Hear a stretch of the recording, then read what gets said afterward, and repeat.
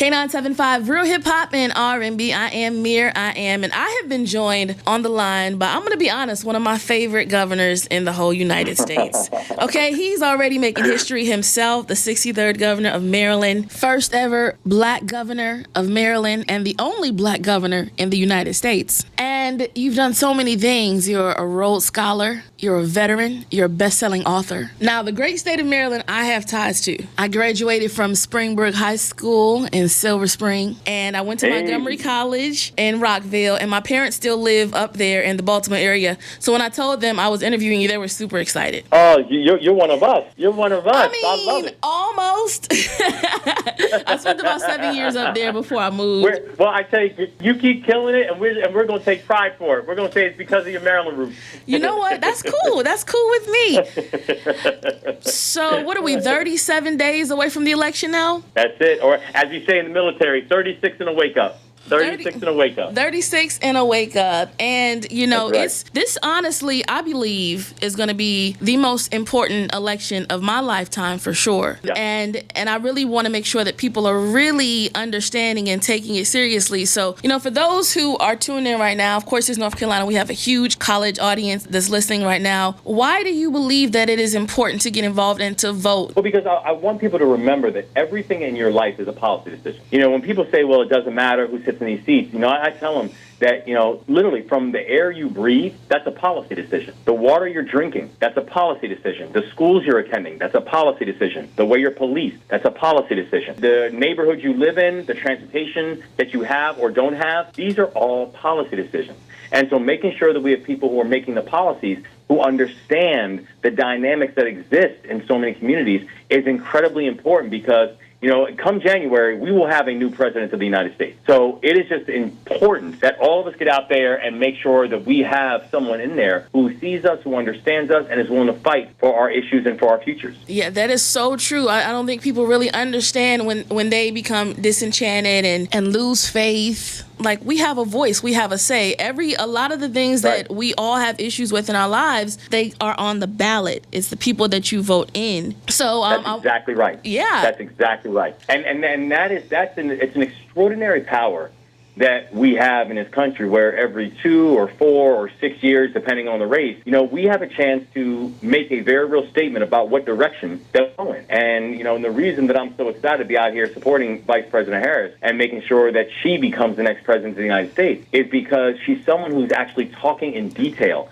about this idea of work and wages and wealth, about how we're supporting our small businesses and creating capital for our small businesses, how we're making historic investments in our HBCUs and making sure that our HBCU graduates have a chance to lead, that we're talking about things like childcare and the child tax credit. Like, these are things that are important in creating measurements of generational support and generational wealth for so many communities. That's so true. And for me, there's so many reasons that I'm super excited about this election to support VP Harris, just because of who she is and the level of experience that she has as a prosecutor, attorney general, senator, vice president, no matter who she was running against. Obviously, yes, she's running against somebody that's not on her level in any way. But no matter who she was running against, I feel like she is one of the best candidates that we've had in a very long time. And one thing that I hear people saying a lot of times still is something I heard back in 2016 is, well, the lesser of two evils, that whole rhetoric. And I'm just like, no, we actually have somebody that's really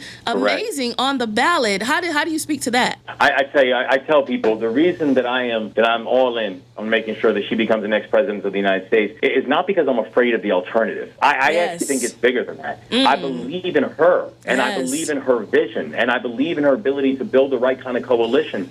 And I tell you, as one of the nation's governors, and as the only black governor in this country, I've seen it up close. I've seen what it looks like to have a partner who is willing to put in the work. I saw it when we were trying to address the issues of high unemployment in my state, where when I was inaugurated, we were 43rd in the country in unemployment, the state of Maryland was. And now we're going on 13 straight months of amongst the lowest unemployment rates in the entire country. Wow. I saw when our state was dealing with the collapse of the Key Bridge, you know, a catastrophic collapse and a deadly collapse of a bridge in our state. And we were able to reopen that Port of Baltimore, not in 11 months like they told us it would take, but 11 weeks. But I did it because we had the right partners inside of Washington, and that included Vice President Harris. So I've seen her in action, and that's why I'm excited excited to support her, not because I'm afraid of her opponent, but because I'm hopeful for her. Absolutely. So one of the things that you mentioned was about the small businesses and the child tax credit. And also, I love what she's doing with first-time homeowners. And I fall into a lot of those categories, like with my small business. I don't have any children, but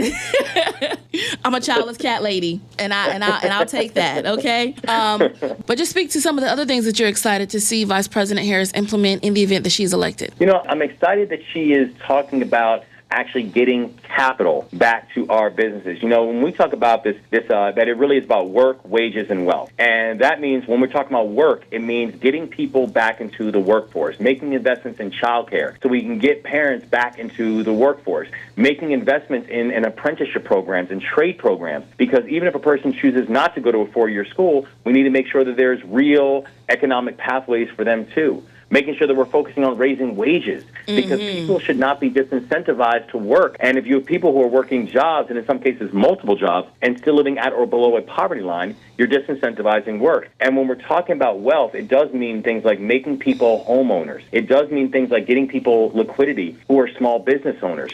And so really having an economic policy that focuses on building up the middle class and making sure more people are participating, and not thinking that economic policy is just giving tax breaks to billionaires. That's not economic policy, and it's not something that works for all of us. And so that's the thing I'm excited about her, is that she's thinking about this holistically. She's thinking about the different avenues and ways that we can really build up strong economic pathways for all of us. An opportunity economy. That's it. And I appreciate that we have someone that's running that has experienced these things. Like, she's worked normal jobs like McDonald's. She was raised in the middle class. So it's just like, I want somebody that represents me, that I can relate to, and that understands the things that I've gone through and the things that I want to accomplish. That's right. It's basically, do we have someone who sees us? Do we have someone who's going to be thinking about us when the doors are closed and when the decisions have to be made? Whose minds, whose faces are they going to see when they make these decisions when they make these decisions at the end of the day that are going to impact ourselves and our legacies? Who do they see, and who are they thinking about? And the beautiful thing about Vice President Kamala Harris is I know who she's thinking about. She's thinking about us. I truly believe that. Now, a lot of people keep hearing Project 2025, Project 2025. Can you just break down a couple of things that you feel like are the most, I won't say scary, but the most alarming things in the event that Donald Trump is elected and Project 2025 is enacted? Yeah,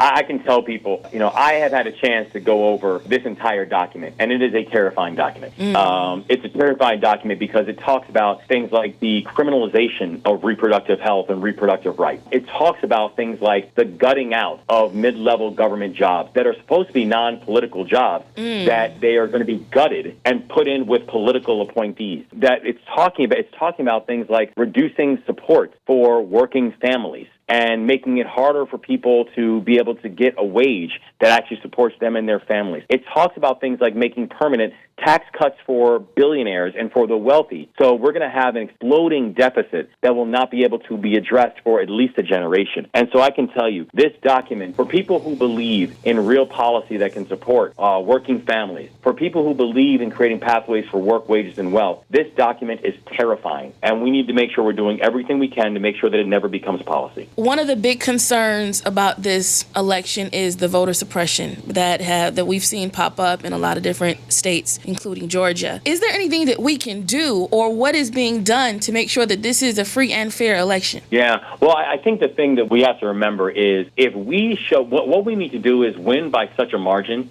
that none of this stuff can ever be questioned. And I want people to know we have free and fair elections inside of this country. We have trustworthy election systems. Yes. We have people who are working day and night to make sure that your vote is not going to be heard, but that your vote is going to be protected. Please do not let people fool you to think that your vote is not going to be recorded. Your vote will be recorded. Your voice will be heard. Get out and vote. And if we get out and vote in the kind of margins and in the kind of size that we need to, that let no one be concerned to think that their vote is not going to matter. Your vote will matter, and we just need to make sure we win by a big enough portion. And, and one thing I'll say, too, and, I know that this is coming, and that people are hearing my voice at a very challenging time for a lot of North Carolinians, I know we lost 7, thus far in the storms. I want to let everybody know that we're with you. We're praying for you, that actually in the state of Maryland, we've actually, I've ordered that we have resources that are actually now down here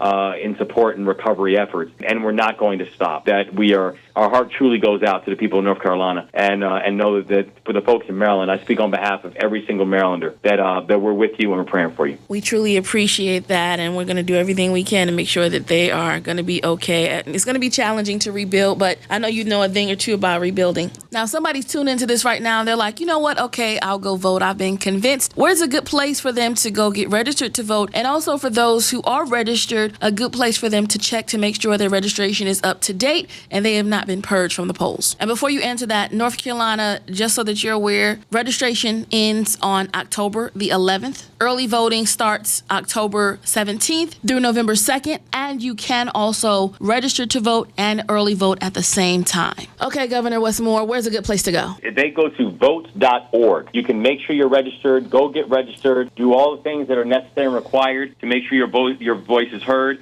And so, again, it literally takes 2 seconds, y'all. Vote.org. And just go there, make sure your voice is heard, and let's go make history in November. Let's go make history. Governor Westmore of Maryland, I truly appreciate you taking the time to talk with us. I'm going to send some prayers up for the Ravens because it's looking a little rough right now. I know. I'm with you. Listen, we'll take all the prayers we can get right now. We'll take all the prayers we can get. But I'm telling you, there's not a player in the planet like Lamar. That's right. I'm telling you, that dude is special. There's not a player in the planet like him. So he really is. Now, for people who are listening and they want to follow you, can you drop your social media? Absolutely. It's just at Gov Westmore and at I.am Westmore. And you can hit me up on either one of those two. Governor Westmore, we appreciate you calling in, and you have a blessed Sunday. God bless you. Thank you so much. Thank you.